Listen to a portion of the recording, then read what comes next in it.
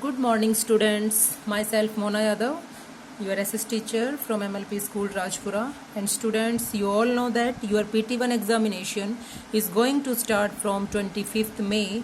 And all of you have been given syllabus of PT1 exam. Yet, I tell you again. Then, we decided 3 chapters for your PT1 syllabus, which is chapter number 14, chapter number 15 and chapter number 16 of geography. Okay, everything is clear. Now, this video is made for your revision of chapter number 14, resources. Then some of the terms I have pointed out that you have to read very carefully for your better score in examination. And questions can also come from the between of the chapter and also from your exercise. Questions आपके in between भी आ सकते हैं chapter में से, इसलिए आपको carefully chapter read करना है और आपकी एक्सरसाइज क्वेश्चंस या एक्सरसाइज जैसे फिलअप्स ट्रू फॉल्स वहाँ से भी आ सकते हैं. Okay, then what I am teaching you have to underline every line and this video will be helpful for those students who have not read the chapter before. Okay, let's start now. Then students, chapter name is resources. Resources means संसाधन. What are resources? What is a resource? Okay, एक एक point जो मैं यहाँ पे clear कराने जा रही हूँ, ये आपका रिवीजन लेक्चर है. ओके, चैप्टर के बारे में हम ऑलरेडी पहले डिस्कस कर चुके हैं, तो आपको बहुत ही ध्यान से सुनना है ताकि आप एग्जाम में बेटर स्कोर कर सको. Then students, what is a resource? Okay, तो क्वेश्चंस जो आएंगे एमसीक्यूज फॉर्म में आएंगे, बट आपको जो टर्म्स क्लियर करनी है वो आपको क्लियर इस तरह से होनी चाहिए कि आपसे इन बिटवीन कहीं से भी क्वेश्चन पूछा जाए तो आप उसका आंसर जो है इजीली दे सको. ओके, तो स्टार्ट करते हैं यहाँ से कि रिसोर्स क्या है. A resource is anything that is used by humans to fulfil their needs. Resource क्या है? कोई भी वो चीज that is used by humans, जो ह्यूमंस के द्वारा यूज की जाती है. किस लिए? टू फुलफिल देयर नीड्स, अपनी बेसिक नीड्स को फुलफिल करने के लिए जो भी चीजें हम यूज करते हैं that is called a resource. वो क्या है? रिसोर्स. तो example of resource you can see here food, air, water, wood, minerals. Okay, these all are the examples of resource. Now second, जितने भी मैंने हाईलाइट किए हुए हैं पॉइंट्स आपको भी हाईलाइट करने हैं और उनको केयरफुली रीड करना है. तो एग्जाम्पल्स हमने पढ़े और रिसोर्स की डेफिनेशन पढ़ी. ओके, नाउ रिसोर्सेज कितने पार्ट्स में हम उसको क्लासिफाई कर सकते हैं? Then answer is resources have been classified into 3 broad categories. ध्यान से सुनो, रिसोर्सेज को 3 पार्ट्स में हम क्लासिफाई कर सकते हैं. Then they are 3: natural resources, human resources and human made resources. तो हमने यहाँ पे 3 पार्ट्स पढ़े हैं रिसोर्सेज के, कि रिसोर्सेज को कितने पार्ट्स में क्लासिफाई किया गया है?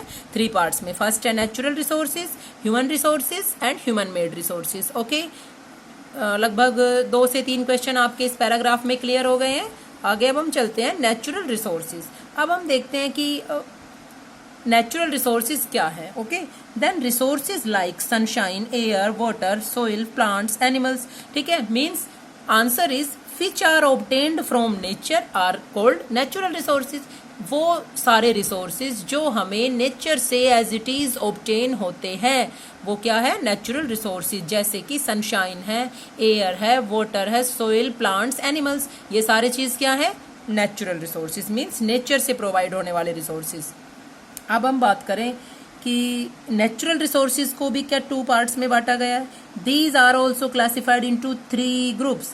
तो ये कौन कौन से ग्रुप्स में बटे हैं? Biotic and abiotic resources, ubiquitous and localised resources, renewable and non renewable resources. Then दोबारा से सुन लो, नेचुरल रिसोर्सेज को 3 पार्ट्स में बांटा गया है: biotic, abiotic, ubiquitous and localised, renewable and non renewable. अब हम इनके बारे में पढ़ लेते हैं कि ये रिसोर्सेज किस तरह के रिसोर्सेज है. Okay, now biotic and abiotic resources.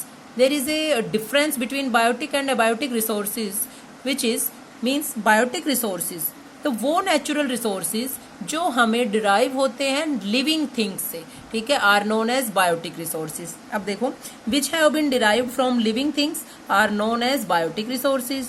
तो मीन्स जिसमें इंक्लूड होती है लिविंग थिंग्स, तो वो क्या है, बायोटिक रिसोर्सेज। जैसे वुड है, क्रॉप्स है, मीट है, लेदर है, मेडिसिन्स है from plants and animals etcetera constitute biotic resources. Means जो लिविंग थिंग्स से डिराइव होते हैं, हमें प्राप्त होते हैं, ठीक है। देन ऐसी चीजें, तो प्लांट्स और एनिमल्स भी किस में आते हैं, लिविंग थिंग्स में, ठीक है। अब लेदर है, मीट है, मेडिसिन्स है, क्रॉप्स है, ये सारे लिविंग थिंग्स के ही पार्ट है, तो ये क्या है, biotic resources. Other hand abiotic resources क्या है, which are derived from non-living things like stones, minerals, sand and clay। Means एक तरह से जो निर्जीव चीजें होती है, ठीक है, मीन्स जो हमें डिराइव होते हैं नॉन लिविंग थिंग से। तो एक क्लियर डिफरेंस आपको समझ आ गया। बायोटिक रिसोर्सेज हमें डिराइव होते हैं लिविंग थिंग्स से, are known as biotic resources, और नॉन ये abiotic resources which are derived from non living things, जैसे कि स्टोन्स हो गया, मिनरल्स हो गया, सैंड, क्ले, ठीक है, जो हम देख सकते हैं कि ये सारी चीजें क्या है, नॉन लिविंग थिंग्स है, ठीक है। तो आपको क्लियर इसका डिफरेंस समझ आ गया। नेक्स्ट चलते हैं यूबिक्विट्स एंड लोकलाइज्ड रिसोर्सेज। अब ध्यान से सुनिएगा स्टूडेंट्स, ऐसे नेचुरल रिसोर्सेज जैसे कि एयर है, वाटर है, सनलाइट है, आर अवेलेबल एवरीवेयर। तो आप क्या देख सकते हो कि हम एयर को कहीं जाने से रोक सकते हैं, नहीं। वाटर की अवेलेबिलिटी हम कहीं पे स्टॉप कर सकते हैं, नहीं। सनलाइट को क्या हम रोक सकते हैं, नहीं। तो ये अवेलेबल एवरीवेयर, जो हर जगह पाए जाते हैं, हर जगह अवेलेबल होते हैं, उनको हम क्या कहते हैं, यूबिक्विट्स रिसोर्सेज, ओके। लेकिन कुछ स्पेसिफिक प्लेसेस पे जो पाए जाते हैं उनको हम क्या कहेंगे, localized resources which are found only in specific places are termed as localized resources। तो यहाँ पे कैसी चीजें हो गई, जैसे पेट्रोलियम है, हर जगह तो नहीं पाया जाता, कोल है, मिनरल्स है, ये लोकलाइज्ड रिसोर्सेज है जो एक स्पेसिफिक मीन्स एक फिक्स प्लेस पे मिलते हैं, हमें हर जगह हम उनको नहीं ढूंढ सकते हैं, न देख सकते हैं, ठीक है। देन डिफरेंस क्लियर है यूबिक्विट्स एंड लोकलाइज्ड रिसोर्सेज में, अच्छे से रीड करें, इसको अंडरलाइन करें, ओके। नव आता है next renewable and non renewable resources. तो देखो रिन्यू, नाम से ही हमें पता चलता है रिन्यू एंड नॉन रिन्यू, ठीक है। तो रिन्यूएबल मीन्स जो time to time short period of time में रिन्यू हो जाए, लेकिन नॉन रिन्यूएबल को हम ये नहीं कहेंगे कि वो रिन्यू ही नहीं होते, नहीं, they are renewed but after a long period of time, ठीक है। देन नेचुरल रिसोर्सेज, ऐसे नेचुरल रिसोर्सेज जैसे सोलर एनर्जी है, एयर है, वाटर है, क्या हमें इनको बार बार बनाने की जरूरत पड़ती है, नहीं। ये अपने आप ही रीजनरेट होते रहते हैं after use in A relatively short period of time. आप देखते हो आज भी सनलाइट है, मीन्स सोलर एनर्जी है, तो नेक्स्ट डे भी है, ठीक है। तो ये चीजें क्या है कि शॉर्ट पीरियड ऑफ टाइम में हमें एक तरह से रिन्यूएबल रिसोर्सेज के रूप में दिख सकती है। तो ये क्या है, they are referred to as renewable resources. जो रिसोर्सेज शॉर्ट पीरियड में रिन्यू हो जाते हैं उनको हम क्या कहते हैं, रिन्यूएबल रिसोर्सेज, ओके। तो ध्यान से इसको रीड करें। नॉन रिन्यूएबल में क्या है, अब रिन्यूएबल रिसोर्सेज के हम एग्जाम्पल्स भी देख सकते हैं, plants, animals, human beings are also examples of renewable resources, पहले भी हमने पढ़े हैं अभी। तो प्लांट्स हैं जैसे, ठीक है, एनिमल्स भी हैं, ह्यूमन बींग्स भी है, ये रिन्यूएबल है। मीन्स ऐसा तो नहीं है कि भाई जैसे ह्यूमन बींग्स का बनना बंद हो गया या एनिमल्स का बनना बंद हो गया, ये अपने आप ही रिन्यू होते रहते हैं, ठीक है। ऑन द अदर हैंड जबकि नॉन रिन्यूएबल रिसोर्सेज कैसे होते हैं, including those resources like coal, petroleum, natural gas, जो बहुत लंबे टाइम पीरियड लेने के बाद बनते हैं, ठीक है। These resources take millions of years to regenerate, जो मिलियंस ऑफ ईयर्स लेते हैं रीजनरेट होने के लिए, and thus they are limited and should be carefully and judiciously used, इसलिए जो वो लिमिटेड भी हैं और उनको केयरफुली यूज किया जाना चाहिए, ओके। नेक्स्ट एक और पॉइंट आता है हमारा actual and potential resources. Then पहले सबसे पहले इसमें आप डिफरेंस देख लो, एक्चुअल एंड पोटेंशियल। एक्चुअल तो मीन्स वास्तविक, और पोटेंशियल मीन्स जिनकी संभावना है, जो श्योर नहीं है कि वो यूज होंगे या नहीं होंगे। देन एक्चुअल क्या क्या है, those resources which can be used at present, ऐसे रिसोर्सेज जो प्रेजेंट टाइम तक यूज हो चुके हैं या उनकी जो क्वालिटी है एंड क्वांटिटी है वो हम उसको जानते हैं अच्छे से, ठीक है। The quantity and location of these resources are thus known, and humans also have the technical know how to exploit and use these resources। मनुष्य जानता है कि इन रिसोर्सेज को किस तरह यूज किया जा सकता है, कौन सी टेक्नोलॉजी से इसको एक्सप्लॉइट किया जा सकता है, ठीक है। तो ये क्या है, ऐसे रिसोर्सेज जो हमारे सामने मौजूद है, एक क्वांटिटी में, इक्वालिटी में, जिनके बारे में हमें अच्छे से पता है। लेकिन on the other hand potential resources are those which can not be used at present due to lack of knowledge. अब देखो यहाँ पे अगर हम एग्जांपल लेते हैं, कहाँ पे, एक्चुअल रिसोर्सेज में, तो यहाँ हम देखते हैं मिनरल डिपॉजिट्स है, जैसे छोटा नागपुर प्लेटू में, ठीक है, तो वहां हम आसानी से उसको एक्सट्रैक्ट कर सकते हैं, उन मिनरल डिपॉजिट्स को निकाल सकते हैं वहां उस डिपॉजिट से, ठीक है। लेकिन इसमें हम एग्जांपल देखेंगे ऐसी चीज जो हम उसको संभावना मान के चलते हैं, ठीक है। Potential resources are those which can not be used at present, जो अब तक यूज नहीं हुए हैं due to lack of knowledge और टेक्नोलॉजी, नॉलेज और टेक्नोलॉजी की कमी के कारण, but can be used in future, लेकिन हो सकता है फ्यूचर में वो यूज हो जाए when there is more advanced technology, जब और एडवांस्ड टेक्नोलॉजी का यूज करके हम उनको एक्सट्रैक्ट कर सकेंगे। अब उसमें क्या एग्जांपल्स हम पढ़ सकते हैं, जैसे examples are mineral deposits under the ice cover in Antarctica. अब वो मिनरल डिपॉजिट्स तो हमने पढ़े छोटा नागपुर प्लेटू में, जबकि हम यहाँ पढ़ रहे हैं अंटार्कटिका में जो मिनरल डिपॉजिट्स है आइस कवर में, बर्फ से जो ढके हुए हैं, तो वो हम कैसे एक्सट्रैक्ट करें। तो अभी कोई ऐसी टेक्नोलॉजी नहीं है, तो हो सकता है इन फ्यूचर हम उसको एक्सट्रैक्ट कर सकते हैं। अब आता है हमारा नेक्स्ट ह्यूमन रिसोर्सेज।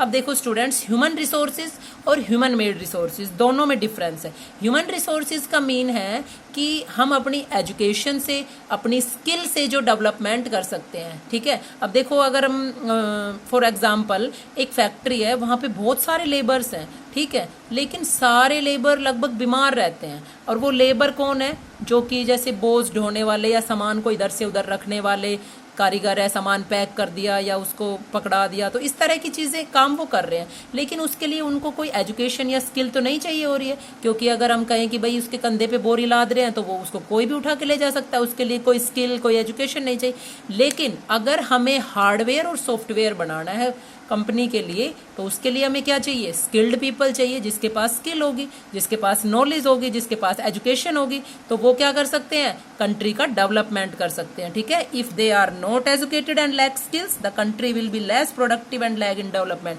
अगर ये लोग एजुकेटेड नहीं होंगे, स्किल्स नहीं होगी, तो कंट्री भी प्रोग्रेस नहीं करेगा और ना ही हम बहुत ज्यादा प्रोडक्शन कर पाएंगे। ओके, तो ह्यूमन रिसोर्स क्या है, human resources including education and knowledge and enterprises of a human being, ठीक है, जो अपनी नॉलेज से ह्यूमन बीइंग काम कर सकता है। Last is human made resources. Human made resources are those resources which have been created by human using their knowledge and enterprise. देखो अगर हम अपनी बुद्धि का यूज करके, अपनी नॉलेज का यूज करके, अपने ज्ञान का यूज करके, अपनी स्किल का यूज करके कोई भी चीज बना रहे हैं, जैसे हमने कंप्यूटर बना दिया, कोई मशीनरी बना दी, कोई बिल्डिंग बना दी, या रोड्स हैं, ठीक है, ये ह्यूमन मेड रिसोर्सेज के एग्जांपल्स है। कुछ भी चीज जो ह्यूमन के द्वारा बनाई गई है वो क्या है, human made resources. Then human made resources are those resources which have been created by human beings, their knowledge and enterprise, ठीक है,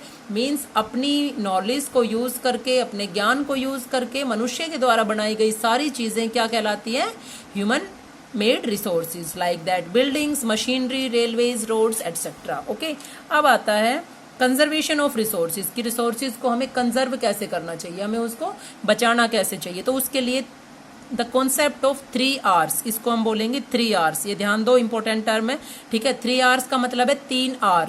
3 R क्या है, रिड्यूस, रीयूज एंड रिसाइकिल, ठीक है। हमें रिड्यूस करना चाहिए, मीन्स हम जो नेचुरल चीजों को बहुत ज्यादा यूज करते हैं उनकी मात्रा हमें कम करनी चाहिए यूज करने की, मीन्स थोड़ा सा रिड्यूस करना चाहिए। रीयूज मीन्स हमें चीजों को रीयूज करना चाहिए। रिसाइकिल, उनको दोबारा से रिसाइकिल करना चाहिए, मीन्स दोबारा से बनाना चाहिए।